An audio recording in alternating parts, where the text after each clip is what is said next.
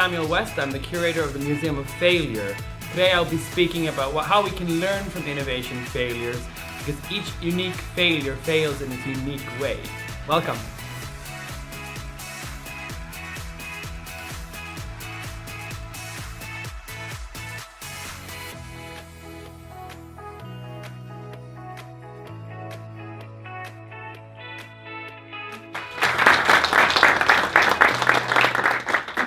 So, I can't hear myself in the speakers. Is this good or? Good. You're like, I'm not even going to listen, so I don't care. Okay. Samuel West, I'm a psychologist and doctor of organizational psychology. And my new title is, I love this title, I'm still getting used to it, curator of the Museum of Failure. The museum is a collection of innovation failures and fuck-ups. I love being able to say fuck up in a serious context. And it showcases these failures so that we can learn from them. That's the whole point of the museum. I'll get into more of the details further down the road. It's in Helsingborg and it's not even open yet. So I should be there painting walls and stuff instead of being here. So the background to the museum, there's two sort of stories of the background. One is from my 7 odd years of research in innovation at Lund University. As a researcher, anybody in the business of innovation, you read a lot of literature, you watch a bunch of TED Talks, you kind of get your mind filled with all of these stories of and knowledge about innovation. And I just got sick and tired of all these success stories. It's always the same damn story. It's always, I'm a dude, not so many women there, sorry. I'm a dude, I just invented this kick-ass app, technology, drug, whatever. And I took this sort of invention, this innovation, got some investors, and now I'm a billionaire. Look at me, I'm successful, learn from me. It's always the same story. So from the sort of pedestal of success, you can then sort of say, well, I've also, just like you normal people, I've also failed sometime, Nobody, is it just me? Am I, is it too early in the morning? Anyway, I mean, it's sort of, it's easy to say, yeah, now I'm successful, look at me, and then say, yes, in retrospect, I've had a few failures, sort of dehumanize myself. But it's very seldom that we actually see the failures and appreciate the failures for what they're worth as a learning example. So that was one sort of reason why, I mean, the majority of all innovations fail. Some estimates are 80-90% of innovations fail. Innovation projects fail. Where are all these sort of failures? Why don't we see them? Why are they hidden away? And then every one of you that's here from a major corporation, you don't talk about the failures that much. You sweep them under the carpet, and that's not unique. Most companies do that. So I started about 2 years ago. I don't know. It's all sort of foggy right now. I started collecting some of these failures, trying to get a hold of the failure. The first one was the Harley Davidson cologne. I actually failed on that. My first purchase to the museum was a failure in and of itself, because I found it on eBay. I found the Harley Davidson perfume, and I was like, oh God, this is so awesome. I think I paid $40 plus shipping. It was like almost $80. And I was so excited, and I get the package, and I was waiting to get sort of a slip saying pick it up at the post office, but no, it came actually in the mail in a tiny little envelope. I was like, what's going on here? It was the extreme sample travel size, and I paid $80 for it. Anyway, so I have to keep on track here. So bought this stuff, and I didn't really know what I was going to do with it. I just knew that it was fun to actually have the physical items. As a psychologist, as a researcher, I only work like in words and PowerPoints and talks. I mean, it's all in my head. whereas it was fun to actually have physical items. And then last summer I was on a trip with my family down to Croatia in Zagreb, the capital of Croatia, beautiful city, and I stumbled upon a museum called the Museum of Broken Relationships. I don't even like museums, but this museum was awesome. It wasn't so spectacular, the sort of visually or graphically or anything, but just the whole idea that they have a museum with an abstract concept, broken relationships, and then they have actually physical items in the museum that represent these broken relationships.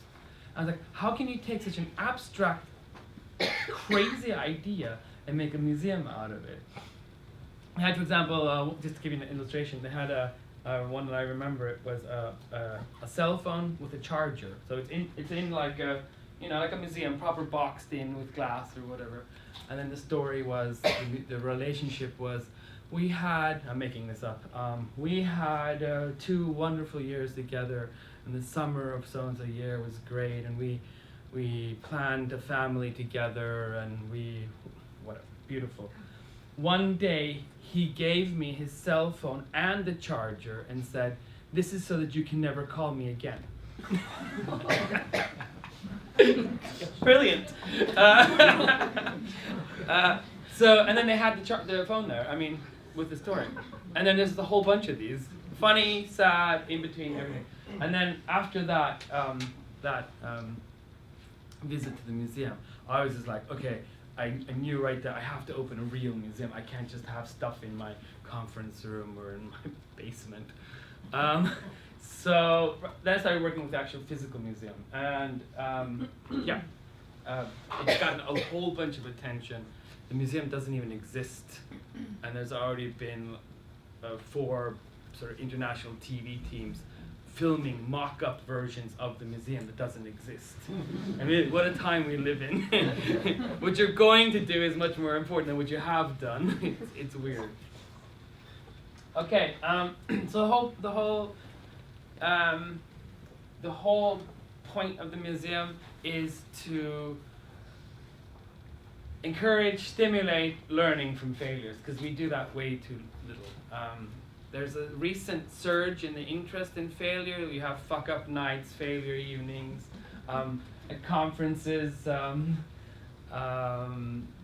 Sometimes you do hear these sort of successful entrepreneurs and whatnot talk about their failures. It's in the recent 3 to 5 years, it's become more and more in to talk about and be willing to discuss failures. And everybody in the business of innovation knows about, the Silicon Valley fail forward sort of mentality. Absolutely. But there's still a complete lack of learning from these failures. We can talk about them, we can say we accept failures, but what are we actually doing with them? And the biggest failure with failure is if we don't actually learn from it. And there's not very much of this learning going on anywhere, not even in Silicon Valley. Even if they glorify failure, they still don't learn from it very well. It says in the program this is a workshop, so to make it into a workshop you have to ask questions or distract me or say something, argue with me or something. Otherwise, I'm so excited about this. I could talk for 2 days about it. So okay, so this is the Ford Edsel. Ford Edsel is sort of an icon of failure. It's almost synonymous with innovation failure. Not only innovation failure, it's a failure on so many levels. It's like marketing failure, production failure, quality control failure, internal organizational conflict failure. You look up failure and there's a picture of the Ford Edsel. If you read reviews about it, it says, the Ford Edsel is a huge joke unless you own the car. Then the joke is on you. So the definition of failure in the organizational literature is quite clear. It's that when the when there's a deviation, when our expected and desired results don't materialize. This is sort of an academic definition maybe, but as far in practice that usually means that if it's a product, a commercial consumer product, if it doesn't sell well, then it's a failure. If it's not a consumer, if it's a business product, then of course same thing there. If the company doesn't make, or the organization doesn't get their a return on investment from this investment in innovation, it's a failure, regardless of what happens. So even if a company creates a product or service and it changes the world, if the company itself doesn't monetize that, doesn't manage to manage that whole innovation or product, then it's a failure for the company, but it might be good for the greater community. So you can analyze failure at all kinds of different levels, and I'm not going to pretend that as the curator of the museum that I'm extremely rigid in my definition of failure. A lot of it's just that's a failure. As long as I can say there is evidence that that something went wrong, and I think it's fun, I add it to the museum. So what was wrong with the Ford Edsel? Does anybody know the story of the Ford Edsel? A little bit, yeah? What do you remember? Oh, I wrote something in a school thesis in the late 80s. So that was the first time I stumbled upon the Edsel story. I don't really remember the topic of that. Okay, so do you remember anything? Well, no, not much. I read Iacocca's. But then we had a Ford Mustang, and that was a success. So. Yeah. So I think Edsel was mentioned as the opposite. Yeah. It's for the museum. I have a sort of a small Edsel. It's and even the little model of the Edsel, the handle's already fallen off. the Ford, see, I don't even know where to start. It's a marketing failure. So they hyped it up for a year. They did a sort of Apple thing here. Oh, it's a revolution. It's gonna change the world. You know, Apple. And then it comes out. It's another iPhone. It comes in pink. Exciting. They did the same mistake. So they hyped this up to oblivion. Everybody was excited about the Ford Edsel. It wasn't that special of a car. And they even had a TV show called The Edsel Show. E stands for exciting. Anyway, so they hyped it up so much that no matter what they actually delivered at the end of the day, people were going to be disappointed. So that's one mistake they made. The second mistake when it comes to actual product, new product development, innovation, you can't see it here, but the transmission was buttons in the middle of the steering wheel. It's new, but it's not useful. So there were stories of people wanting to toot the horn and then putting it into reverse. You know? There was also people were this is actually design.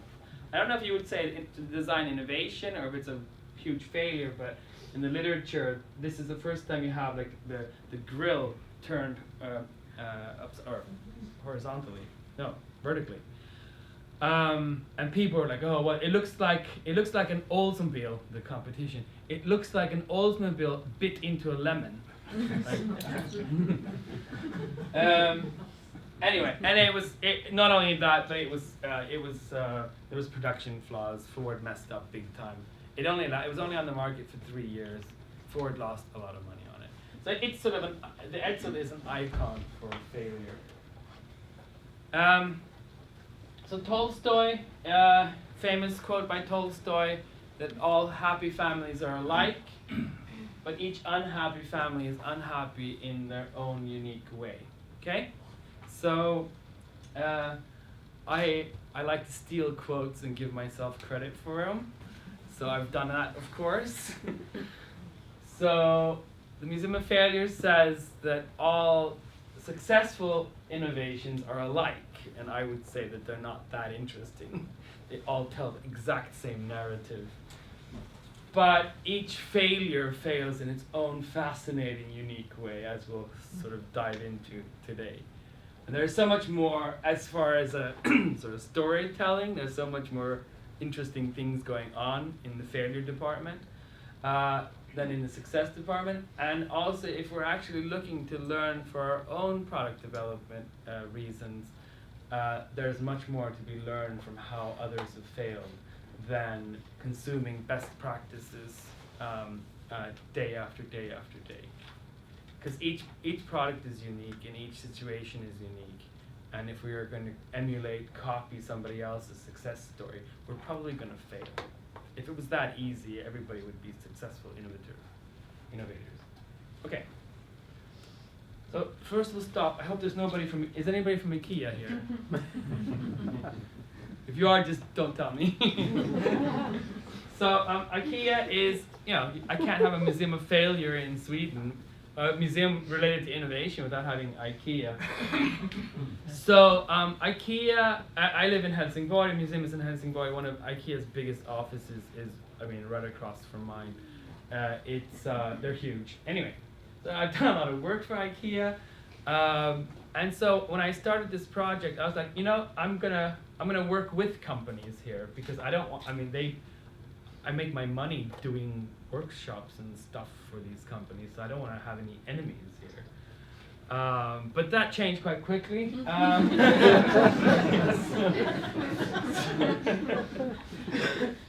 So for example, IKEA's, I contacted them, I've got so many connections on LinkedIn and on Facebook, I called them. I even drove up to Älmhult, where the headquarters are, and went to the IKEA museum, because they promised that at the IKEA museum, it exists, that they have a lot of IKEA's failures. The IKEA museum was the most boring, horrible thing I've ever seen in my life. It was like a mausoleum to Ivar Kamprad. Horrible. And everyone refused to answer my question. I'm not an asshole. I'm doing this as a collaboration, and I really want to lift IKEA as an innovative company that has years and years of experience, not only developing new products, but if you look at IKEA, it's an extremely complex global company of logistics. Just their food department is absolutely amazing how efficient they are. You can't get there without actually being very innovative. And you can't get there with making mistakes along the way. But not IKEA. They don't make any mistakes, regardless of who you talk to. So I don't have anything from IKEA. All I have is this hat. It's the snail hat. And it looks like something your dog shit on the morning walk. So I'm very happy to have the turd hat, aka snail hat from IKEA. The important lesson here is, okay, this is sensitive. Failure is sensitive, whether it's our personal failures or whether it's company failures. IKEA has nothing to be ashamed of, regardless of how many failures they have. When 80 to 90% of all innovation projects fail, then you can't have innovation without the failure. So why would you want to present an image of yourself as the perfect company that never fails? Interesting. Very interesting. Not entirely different from ourselves, the way we present ourselves on Facebook. I don't take pictures of myself and post on Facebook when I look my worst or when I'm screaming at my kids. That's not the version of me I want to present. I post like, hey, look at me, I was in the New York Times, bitches. That's me. Yeah. No, I present like what I'm proud of, what I want people to think, like the version of myself I want to present, just like everyone else in here does. And so too for the company. So yeah, it's sensitive, and the larger the company, the more people are employed to protect the brand images. IKEA, I'm not singling out IKEA here. It's just I think I thought they would have joined me on this endeavor. Okay. So before we go any further, a very important distinction here. We have large failures and we have small failures. So let's go to the, we can't mix these together. So the large failures are the catastrophic, big fuck-ups. So the one has the most documentation is the Challenger that exploded in 1986. So a large failure is one where you assign tasks for it, you get a huge media sort of storm around it, and the company is forced to deal with it in some way. Do you remember? I mean, it's not long ago. United Airlines pulled out a passenger from the plane. Is anybody in who hasn't seen that video? No. Where have you been living in a cave? Jesus. Do you know what internet is? Okay. You're kidding me. You have to look it up. So they dragged out a customer from one of their planes, and it went viral. So what does the company do? They go on, they have some kind of corporate bullshit. Well, we had to re-accommodate.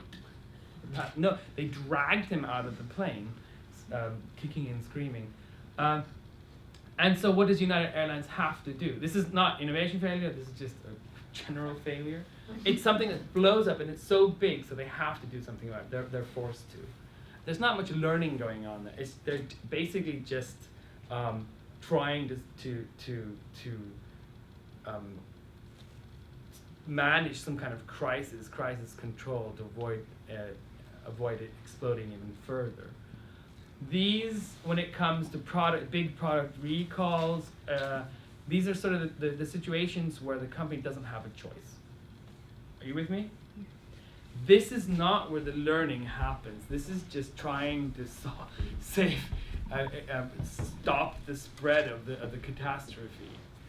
The true failures come from these small failures. Yeah, I stole the image from Google. So the real learning happens in these small failures. So with the Challenger explosion, we just back in and say, like, why did it happen? This has been very well documented. I won't bore you with all the details, but there was an O-ring, sort of a sealing ring that was faulty, and that's what caused the whole space shuttle to explode. Okay, I'll be happy with that explanation, because that's the truth. That's what happened. No, because with such a huge catastrophic failure, you can't just accept that as the definite ultimate answer.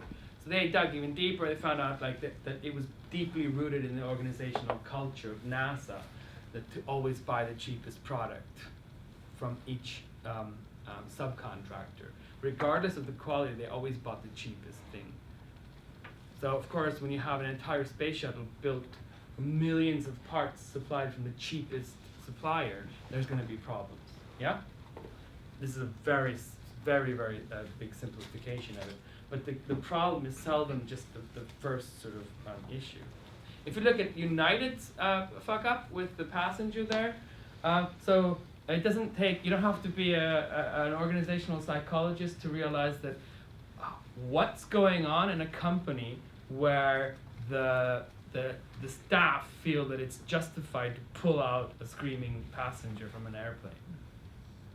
Like, you don't have to actually take it too far to realize that there's a whole bunch of small failures going on in that company that led up to the big fuck up. Yes, so thank you very much. Welcome to the museum.